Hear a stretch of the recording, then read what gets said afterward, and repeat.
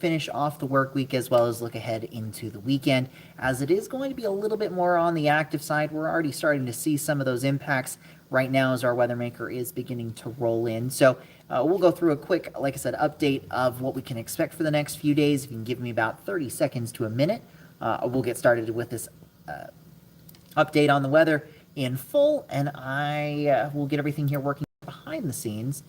And like I said, give me just a minute and we'll get started momentarily.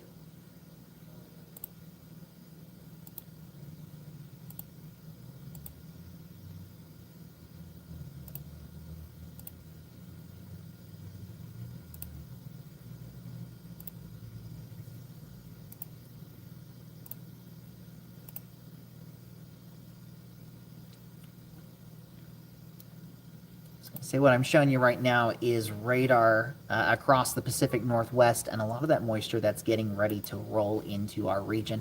Like I said, some of that is already doing so.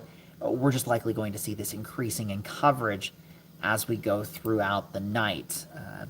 We'll see. We've seen a pretty breezy day too. Winds have been elevated anywhere from about 20 to 40 miles per hour down across southwest Montana, with even stronger gusts over into areas east of the divide, especially down in the Rocky Mountain front, up towards, say, Browning, St. Mary, where we've seen some very strong wind gusts. But I'll talk about those more here in just a second. But it looks like everything is working here behind the scenes.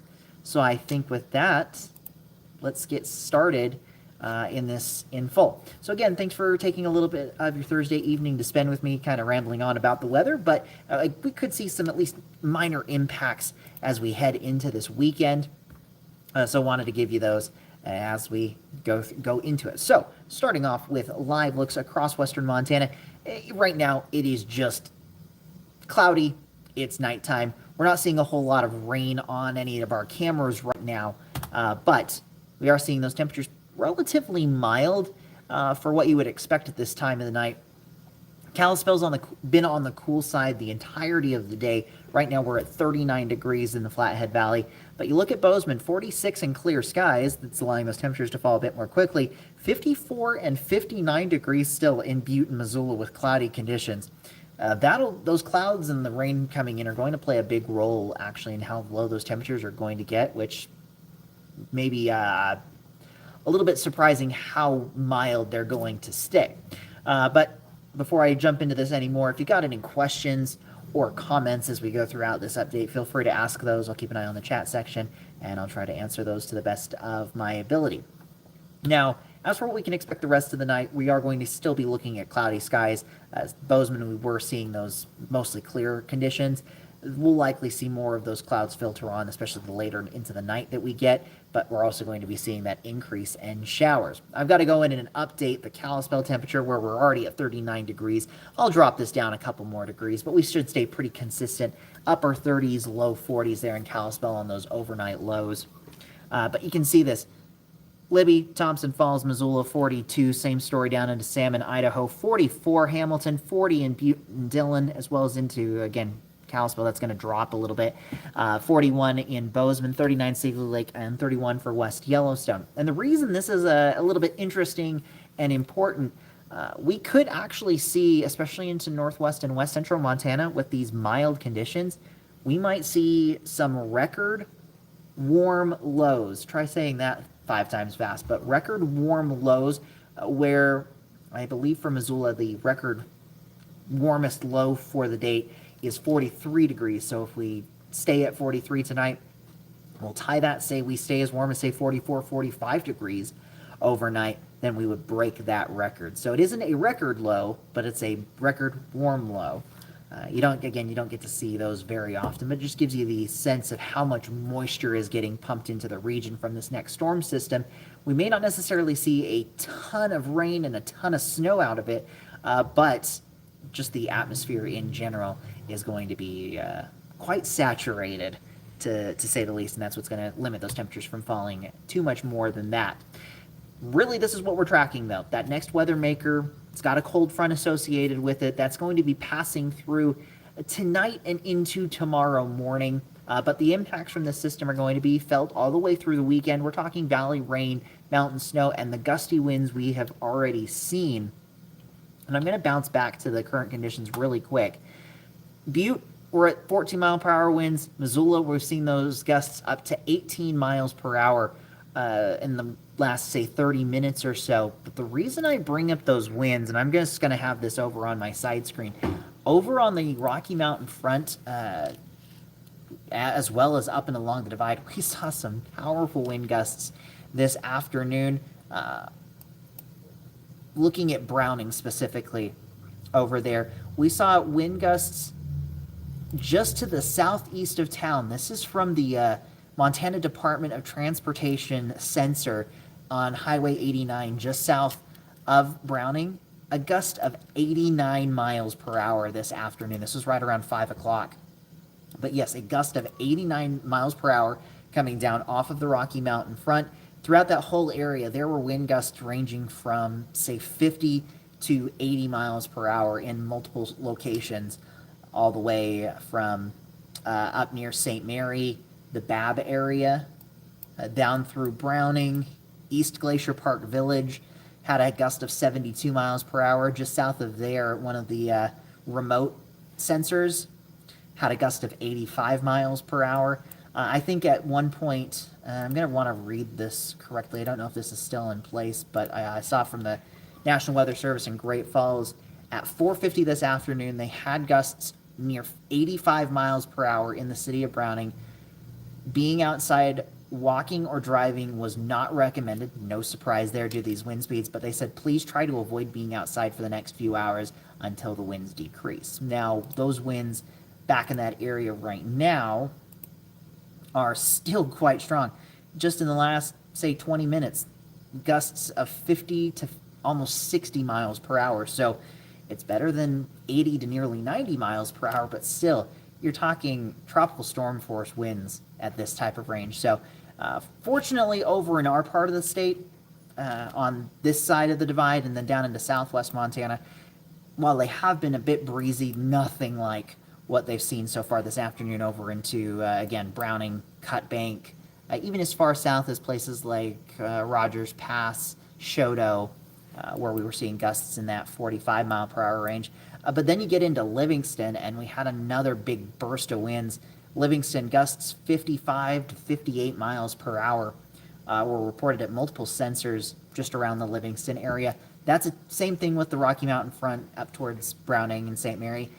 Livingston's another notoriously windy spot in the region. So it's one of those, we know how to deal with those, but some of these gusts were on a very, very high, different kind of level. And honestly, actually, I'm looking at it again. I had switched the map.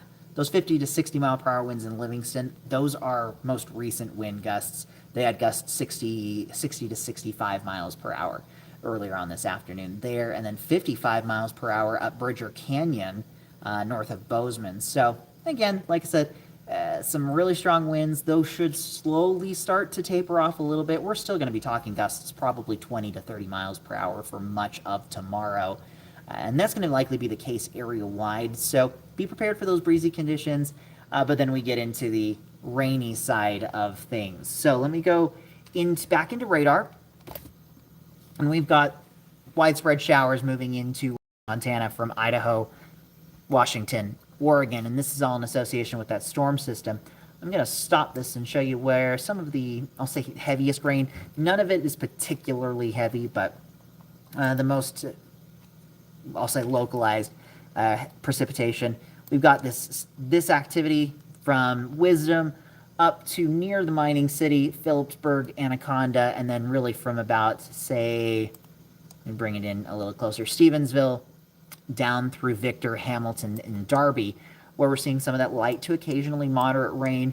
A few of these showers now spreading into the areas around the Highway 83 and US 93 corridors. A few showers close to Polson and Kalispell at this time.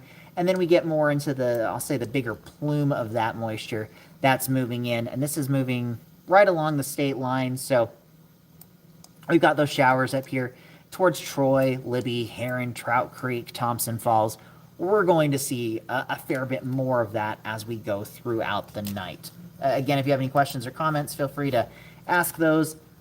Just checked back in and we're still good there. So looking at those precipitation chances, I wanted to show this map because it's going to be a little bit different, especially for tonight, from northwest and west central Montana as compared to southwestern portions of the state.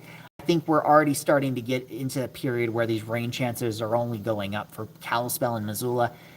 For this evening, we were looking at about, say, 20 to 40% likelihood, but watch as we get into Friday morning. This is getting right into the morning commute tomorrow. We're talking anywhere from, say, 70 to 100% likelihood for that rainfall along and west of the divide. But as we get later on into the morning, we'll see those rain chances increasing in southwest Montana, upwards to around, say, 40 to 60%. Dillon, Butte, Bozeman, Ennis, West Yellowstone, just a little bit higher as well. And then we'll continue to see some spotty showers west of the divide into Saturday before we see another little system moving in from the south that's going to bring better rain chances into southwest Montana. As we get into Sunday morning, I think based on this particular graphic, those rain chances into this period of Sunday are a little bit lower than they probably should be. But we'll see adjustments to this as we go throughout the next, say, 24 to 36 hours. As for what we're seeing on Future Tracker, it's done a good job picking up on the general location of this moisture right now for northwest, west central portions of the state. Maybe a tad underdone down in this section from, say, Wisdom up to Butte, but it's got the right idea. We'll continue to see this moisture pool into the region. Could see some slightly increased rainfall rates, so moderate rainfall, I think, up here in northwest Montana will at least be the highest likelihood of that overnight. Mountains will certainly get a little bit more moisture in there as well, but you notice how little blues and pinks that we're seeing. Just a little bit in the higher peaks down here, closer to the divide, southwest Montana, and then in the divide here in northwest Montana. Snow levels are quite high with this system, probably talking about 7,000 feet right now. But watch as we go throughout the night, we see those blues starting to show up a little more, especially over here towards, say, Marias Pass, Logan Pass, which is shut down right now in Glacier National Park. It's going to be that way for the rest of the winter.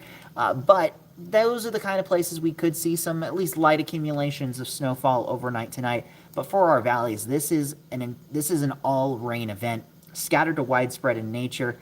While we stay relatively dry in southwest Montana initially, we'll see that start to pick up once we get beyond midnight tonight, starting off towards Butte, Wisdom, Phillipsburg, but then spreading further into Dillon, Ennis, Bozeman, Big Sky, West Yellowstone. As we get into tomorrow morning's commute, Big Sky is one place just because of the higher elevation. You may get a little bit of snow in there for tomorrow morning, but I think this is about the window we see at least our best chance for accumulating snowfall in those highest peaks, higher elevation areas in southwest Montana with snow levels, say, 6,000 feet at this point, 5,500 feet. Same story up here towards Marias Pass into tomorrow morning. That continues into Friday afternoon, but watch as we get beyond lunchtime. The trend will be a downward one in the amount of coverage with those showers. They will start to lighten up. The one exception will be up here in northwest Montana. Really from US 2 and north, I think, will be the focus of the more consistent rainfall. There will still be some spotty showers down to the I-90 corridor, but you see that primary focus up here. Libby, Troy, the Yak Valley, Eureka, Pole Bridge, those areas have a bit higher of a likelihood. Saturday morning, we're pretty much quiet down in southwest Montana. We're actually going to probably see some clearing skies as well. We'll see another push of moisture moving northwest to southeast into Saturday morning, but still relatively spotty in nature. And I think by Saturday afternoon, pretty dry, all things considered. Again, outside of this same area of Interstate 90 and north for northwest and west central Montana. Then we get into Sunday morning, and then we see the next lift of moisture. So 2:30 in the morning, few spotty showers up towards Kalispell, a few right down on the state line towards Monida Pass. This will be that next wave that lifts north into Sunday morning, bringing light to moderate rainfall for southwest Montana, Snow levels will be a bit lower at this point as well. We're going to see those probably closer to, say, 4,500 feet, maybe 5,000 feet. So northwest Beaverhead County, places like the Pioneer Mountains, the Big Hole Pass, Chief Joseph, and Lost Trail Pass areas, maybe a little bit of snowfall with this next wave into Sunday morning. And that's where we end on this particular run of Future Tracker. But I'll show you another one here in just a second. We'll see more moisture moving in later on in the day. As for precipitation totals, we're going to see those, I think, for most of our valleys. We're talking a quarter of an inch or less, and probably most of those we're talking around a tenth of an inch, like we can see here. And there could be a few isolated totals of a quarter to a half an inch. I think that's going to be more likely up in our mountains, our higher elevations as compared to our valleys. And we could even see a bit of downslope flow from the Flathead down into the Mission and Missoula valleys, where we get that evaporation. We don't see quite as much. Have to watch and see those. But the heaviest precipitation will be along the state line as well as into the mountains of northwest Montana, where we're going to see overall precipitation totals probably anywhere from a half an inch to as much as 2 inches, and in those highest peaks maybe as much as, say, 2.5 to 3 inches. So some good moisture for our mountains is going to be here. The one, I'll say, issue, and it's not really, I'd say, much of an issue. Initially, this is going to be primarily rain even in those higher elevations. It will transition over to snow behind the cold front, so we'll get to build up our snowpack just a little bit. But speaking of snow, if we are going to see any kind of travel impacts, I would say probably Marias Pass is our one and only spot in western Montana. There's a little bit more consistency on the forecast models of that moisture sticking around and keeping a little bit of snowfall there, but even our most aggressive models are only showing 2 to 3 inches up there on the high side for US 2. I think we're probably more in that dusting to 2-inch range into Marias Pass, and the rest of the area we're just going to be looking at more of a dusting, maybe up to an inch. So not expecting major travel impacts. Some minor impacts up towards Marias Pass is about the only spot. But as we get into, say, Sunday night and into early next week, as I get into this next look at Future Tracker, into our regional look, we've got plenty more moisture moving in, and you'll notice a difference as we get into early next week. We're still looking at mostly rain Sunday into Monday. Highest peak seeing those, or highest elevation seeing the snow mixing in. Watch as we get into Tuesday. There's going to be more cold air with this Tuesday system that's going to bring those snow levels down to maybe as low as valley floors, especially in the early morning, late night hours, but more likely sitting in that 4,000 to 4,500 foot mark. But you see more, again, more of those blues and pinks showing up for Tuesday. This is looking Tuesday afternoon. That continues overnight into Wednesday morning. And I think this may be the window where our valleys may actually see a little bit of light snow. Still not expecting major accumulations by any means. But that continues into Wednesday before things start to clear out. Briefly, we may see another system moving in Thursday night, Friday, maybe even Saturday. So that'll be one of those things that we have to keep an eye on, but we still have plenty of time to watch that. So in the near term, rain, gusty winds, mountain snow really going to be the main focus. The other thing I want to talk about just briefly as I get to pretty much wrapping this up, temperature-wise, earlier in the week we were looking at temperatures possibly as low as the 30s for Butte, for example.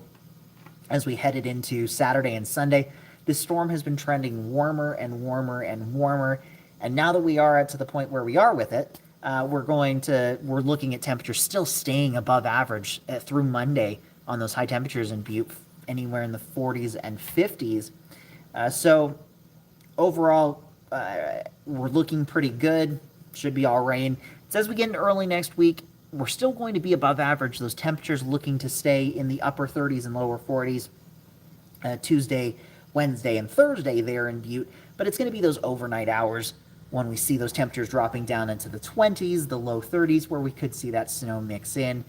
So it'll be kind of this back and forth, rain to snow, back to rain, back to snow, as long as that moisture sticks around, just with those cooler temperatures sticking around.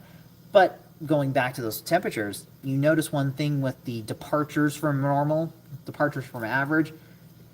Tuesday, still above average by 1 degree, and that high temperature is 40 degrees. So we're back into the time frame now at this point where our average highs are in the upper 30s and low 40s. So yeah, no surprise, we're starting to talk more and more about the potential of snow in our valleys. One of these storms is going to be cold enough that it's going to bring us snow all the way down to our valleys, and it's not going to be a question. But we're just kind of in a wait and see for that one. I know for a lot of football fans, we're hoping that doesn't end up happening for Brawl of the Wild next week with the Cats and Grizz. So we'll see how that goes. Hopefully I can bring good weather for that game, as well as good travel weather for folks that are going to be going to and from and coming into Missoula for that game. But I think with that, I have everything. That was everything that I wanted to talk about. Again, we've got widespread moisture getting ready to filter, I'll say filter more back into western Montana. We've already seen some of that moving in, and I'll spin this back around as I start to wrap this up. But last call for questions and comments. We're going to see the moisture continuing to filter back into the region. Some light to moderate rainfall, high elevation snow is going to be the main focus. Gusty winds will continue overnight, especially east of the Divide, southwest Montana, where gusts 20 to 30 will be common, though, like we've seen towards Browning, Livingston, we could see gusts 50 to, say, 60 miles per hour still continuing on. But certainly tune into our live broadcast coming up here in just about half an hour for the latest news and weather updates. And then, of course, tomorrow morning, NBC Montana Today with Jason Hurst and Chief Meteorologist Brooke Foster. And then I'll be back for our 5, 6, and 10 o'clock shows tomorrow evening as we finish off the work week. So I hope you have a great rest of your evening. Have a safe close to the work week and a safe and enjoyable weekend. We're going to continue to see these widespread showers for tomorrow morning, slowly diminishing a bit more as we head into Saturday and Sunday, though not completely getting rid of those. Northwest Montana will be the focus of those showers. We are going to see any kind of travel impacts beyond, say, wet roads. That'll be some light accumulations of snow up over US 2 and Marias Pass. So thanks for spending a little bit of your evening here with me, and I will see you all on the next one. With NBC Montana, I'm meteorologist Mitchell Combs.